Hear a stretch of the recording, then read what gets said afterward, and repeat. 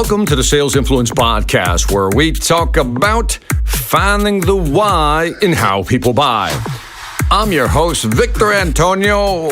Gracias for joining me today. We're going to talk about, the topic today. I don't even know how to approach this topic because I know I'm going to make a lot of people mad who are listening to this podcast, but I'm going to go for it. Now, let me set the stage for you. So I'm doing a presentation, and I hear other speakers talking about, everything about selling, strategy, tactical, all this stuff, right? Selling from the heart, really empathizing with your customers, all this stuff, right? All this good sales contact, engage them early, be part of the buying cycle, really integrate with them. You get the idea. Be value-centric, be customer-centric, be a servant leader, be a servant type of salesperson, create the value first, blah, blah, blah. You get the idea. Now, I'm listening to all this, and I know what I want to present. And so when my turn came to present, I said, you know what? I'm just going to do it differently. Now, let me just set this up by saying, how many of you are familiar with Simon Sinek's book, Start With Why? Excellent book, highly recommended. Go out and get it. Simon Sinek, Start With Why. And in a nutshell, the book talks about, a lot of people start with what they're going to do, how they're going to do it, and never really answer the question of why. And Simon basically says the most successful companies start with why, then figure out the how, and then determine what, right? Kind of invert. He calls it the golden circles. And I love that, the whole start with why.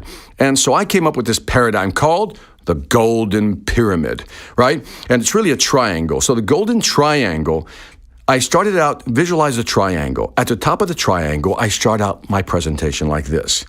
I talk about the personal debt that most people carry in the United States. It's about $36,000. I talk about how in a Forbes study, 61% of people have less than $1,000 in their savings. I also talk about how less than 30% of the people who are ready to retire can't retire because they simply don't have the funds. I talk about the average credit card debt being somewhere between $16,000 and $19,000. I talk about the average home mortgage debt being about $183,000. I talk about the average student debt in terms of loans they took out for college being about $50,000. I talk about how healthcare is going up, housing's going up, and just even college continues to go up. All these prices. So I highlight all these numbers, and in the middle of my pyramid, my triangle, I put the word why. And I begin my presentation like this. I said, today I'm here because I want to talk. I want to define our why. As salespeople, I need to define our why. And I put the word why right in the middle of the triangle, and I said, I'm going to talk about money. That's right, I'm going to talk about money. And as soon as I said I'm going to talk about the M word, money, I can feel some of the audience just pulling back. It's almost like it's wrong to talk about money, Victor. It's wrong to talk about money. And I'm like, my whole thing was to convince them that there's nothing wrong with talking about money. See, look, too often we talk about, I'll just say the left side of the ledger. The left side of the ledger is what we're going to do for our customer. You know what, Victor? I want to help my customers grow. That's my purpose. That's my vision. That's what I do. As a salesperson, it's all about how I can serve my customer base. It gives me meaning. It gives me purpose. I'm passionate, Victor, about helping my clients succeed. It fills me with joy, and it fills me with gratitude. And I get that. I get that on the left-hand side of the ledger, but nobody wants to talk or admit what's on the right-hand side. It's almost like the elephant in the room. And the other side of the ledger is, well, what does that do for me as a salesperson? Because here's the reality. Listen carefully. Try this. I want you to try it today. See if this works for you. I want you, or at least after you close a big deal. Let's say you close a big deal and you feel good about yourself. Right? You've helped your customers. You're filled with joy and gratitude. You're filled with joy and gratitude because you were a servant salesperson. You're filled with gratitude. What I then want you to do, as you're feeling that, I want you to drive down to the bank. Stand in line, wait your turn, and when you get to the teller, you tell that teller, look, I'm filled with joy and gratitude, happiness, purpose, meaning, and everything. I would like to deposit this in my bank account. How much is that worth? You know where I'm going. You can't deposit this stuff. At the end of the day, we as salespeople have to make money. That's why we do what we do. Now, let me just state up front, I believe in a value for value exchange. If you've heard my podcast in the past, it's always about value for value. If I can give you value through my products or services, then the value I expect in return is a big old fat commission check. And there's nothing wrong with that. And so sometimes what happens is we tell our salespeople, I'm talking to you managers right now, listen carefully, managers. You spend so much time trying to inculcate within your salespeople this mindset about being a servant, really, looking after the customer, being value-centric, being customer-centric, and there's nothing wrong with that. There's nothing wrong with that. But if that's all you give them, that's not enough juice to keep them running. Because at the end of the day, when they stop selling, whenever that is, they have to go home and face a reality. And that is that they have bills to pay.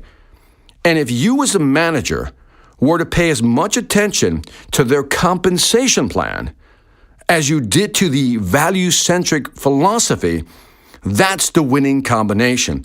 Because to tell your salesperson, hey, focus on the customer, that's great. That's what they should do. We as salespeople need to focus on how we can help customers grow their business, become successful. But you, as a manager, you should focus on making your salesperson financially happy. You're going to teach them, you're going to train them, you're going to give them all that. But at the end of the day, you need to create a compensation plan that makes him or her feel good about going out there and delivering value-centric, customer-centric service on your behalf, on the company's behalf. Again, at the end of the day, they have to pay bills. And I've yet to meet a salesperson that can pay a bill with gratitude and a wonderful attitude. They just can't. You have to make money. So what I'm asking you to do, if you're a manager listening to this, keep this in mind. People have to pay bills. Salespeople have to pay bills.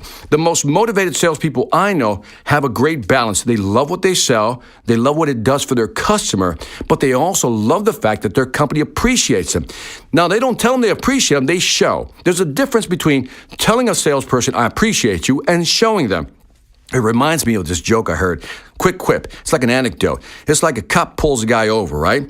Cop comes over and the guy missed. Look, I was speeding, Mr. Policeman. I said, is there any way, I know I was doing, I just wasn't paying attention, wasn't focused. And he says to the officer, I would appreciate it if you would just let this one go. And the officer, and it's only a joke, holds out his hands and says, why don't you show me your appreciation? See, now again, I'm not disparaging police officers. That's just a joke, okay? But that analogy is fascinating. You can tell people, I appreciate you. But with salespeople, again, that only goes so far. Show them the appreciation. How? By also spending an equal amount of time, as you do with your customers, satisfying them. Why don't you spend an equal amount of time creating a compensation plan that, guess what, that they can live with, that will excite them, motivate them to sell more on your behalf. And if you can do that, you'll have motivated salespeople who will be motivated to sell and help customers. And there you'll have the win-win. You as a manager, you as a company will benefit on both sides. And that is it for this Sales Influence podcast. I wanted to talk about money, but again, let's be clear. You have to offer value to your clients. You have to treat them well. You have to be customer-centric. But you as a manager, you have to be salesperson-centric. Take care of your salespeople, and they will take care of your customers, and your customers will take care of your company. And that is how it works. And that is it for this Sales Influence podcast. Don't forget to leave me some feedback on iTunes, Stitcher, or YouTube. Let me know if this was too harsh, too blunt. Just let me know what you think. Also, check out my online sales training platform, the Sales Velocity Academy. Courses added every month. The platform is growing. If you want to grow your sales, get on the platform. Go to salesvelocityacademy.com. Lastly, I want to thank you for listening. This is Victor Antonio, always reminding you. Let's wait for the drop. Here it comes. Love the build-up. Selling ain't hard when you know how. Take care.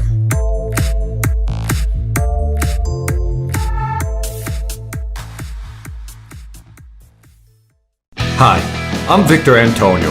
I'm an author, sales trainer, and keynote speaker. I'm often asked, what makes a great speaker? Is it someone who delivers real content that the audience can use?